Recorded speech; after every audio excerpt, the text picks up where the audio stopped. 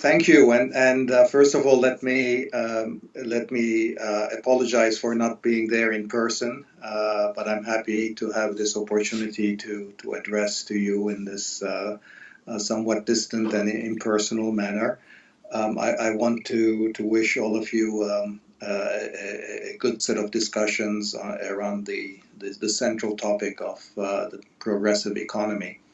I guess I'm just going to make a few comments about globalization and how it relates to progressive economics.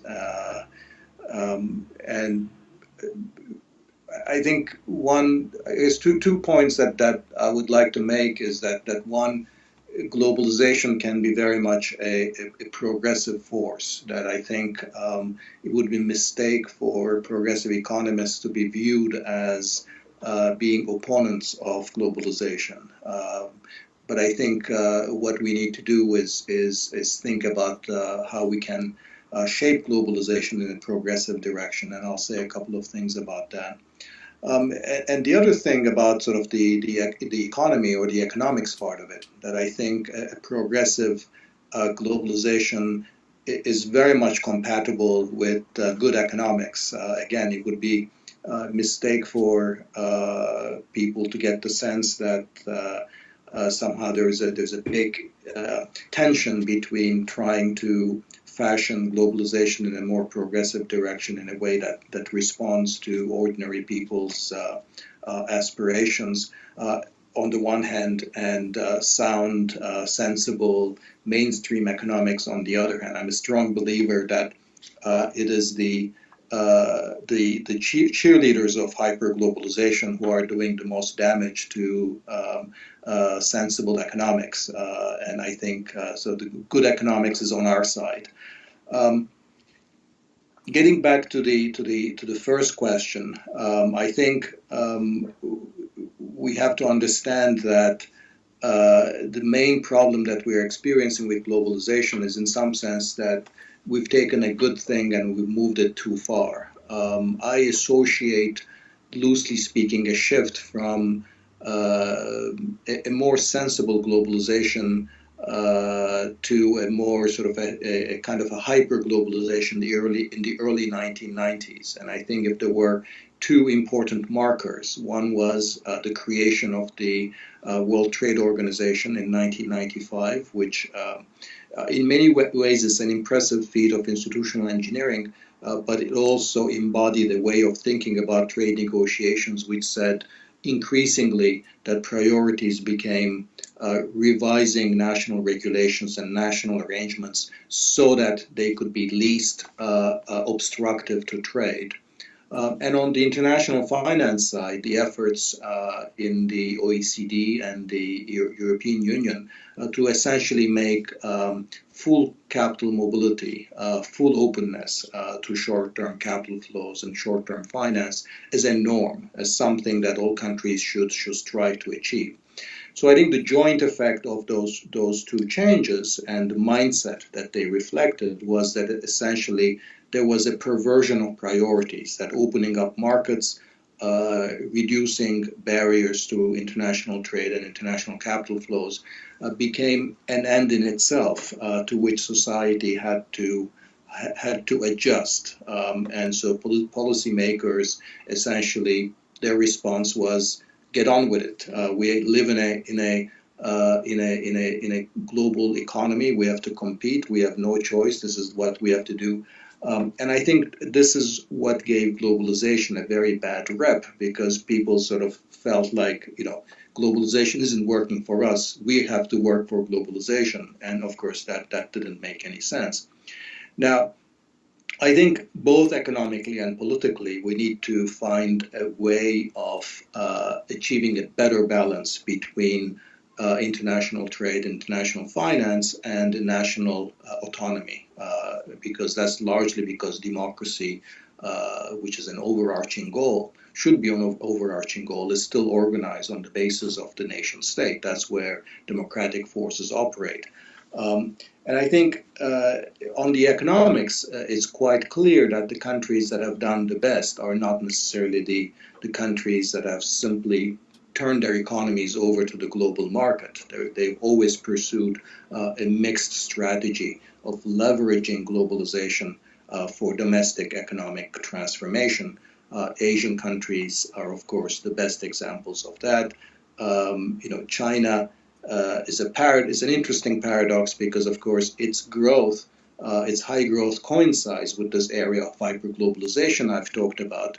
But of course, it's a confirmation of my point because China played the globalization game not by hyperglobalization rules, but by Bretton Woods rules. That is to say, they controlled capital flows, they protected large parts of their economy, they controlled their exchange rate, they stimulated industrial transformation through a range of economic policies.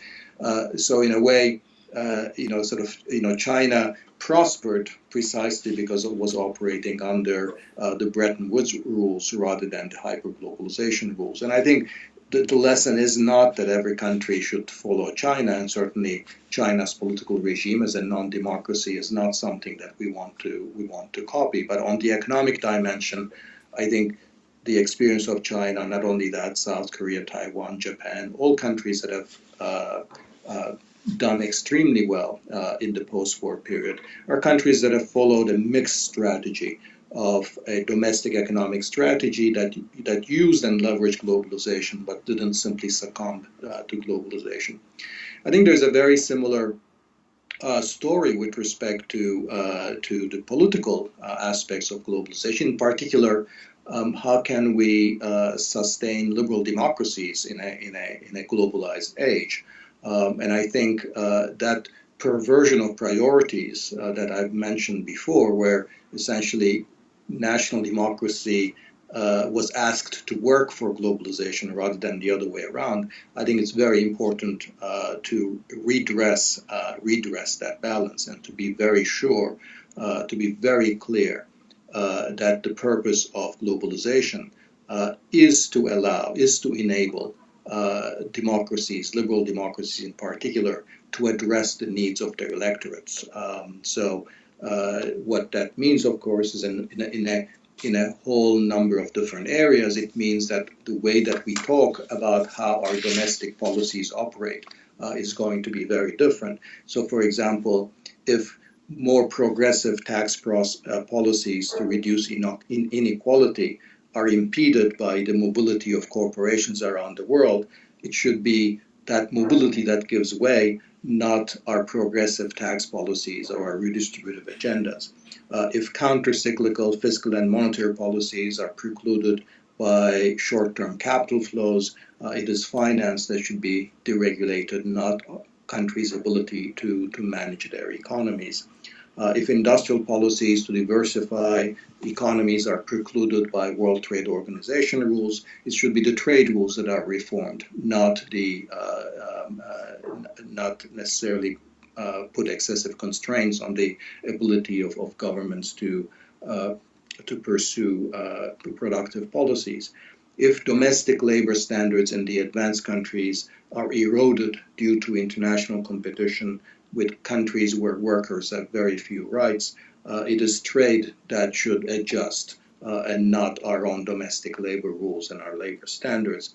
If foreign investors ask for special protections that shield them from the domestic legal system, as in the investor-state dispute settlement arrangements in TTIP, for example, the answer should be no. You don't get special privileges. And I think above all, politicians should really stop hiding behind globalization. It is true that globalization induces some constraints, and I think those ought to be relaxed to the extent that they undermine democracy. But that doesn't mean that even today that politicians don't have the room to pursue a large range of policies that are going to be very progressive. So I don't think there is necessarily you have to wait for reforming the rules of globalization for a progressive policy agenda to be adopted. Two final points. One, I think a lot of people worry that if we start talking about how to reshape globalization or moderate globalization, if we say no to TPP, we say no to TTIP, that we're going to be going down a protectionist sort of slide, and then we're going to be back to the 1930s. I think that's a misreading of the balance of risks right now. I think the greater risk right now is that if there is not a progressive response, that it's going to be the populists, it's going to be the nativists who are going to take advantage of it. And I think the easy solutions that they offer are much more destructive of a progressive globalization than what this sort of a democratic progressive globalization would be. So I think to say, we need to save globalization essentially both from its cheerleaders and from the populists. And I think the progressives need to have an agenda for that. And finally, I think what the progressive agenda, it seems, needs to me, it seems needs is a grand narrative, is a way of packaging.